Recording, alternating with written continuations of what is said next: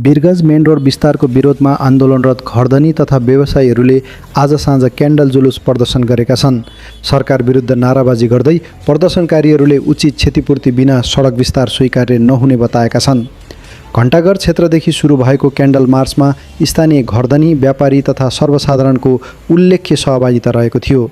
प्रदर्शनका क्रममा सहभागीहरूले विकास चाहिन्छ, विस्थापन होइन र पहिले व्यवस्थापन अनि विस्तार जस्ता नारा समेत लगाएका थिए।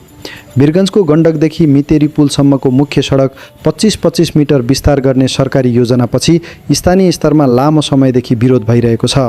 सडक विस्तारका कारण सयौं घर तथा व्यवसाय प्रभावित हुने भन्दै स्थानीयले चरणबद्ध आन्दोलन गर्दै आएका छन्। यसअघि बजार बन्द, मानव साङ्लो, कालो झण्डा प्रदर्शन तथा ज्ञापन पत्र बुझाउने कार्यक्रम समेत आयोजना गरिएको थियो। आजको क्यान्डल जुलुसलाई पनि आन्दोलनको निरन्तरताका रूपमा हेरिएको छ। प्रदर्शन स्थलमा सुरक्षाकर्मीको उपस्थिति बाक्लो बनाइएको थियो भने हालसम्म कुनै अप्रिय घटना भएको जानकारी प्राप्त भएको छैन।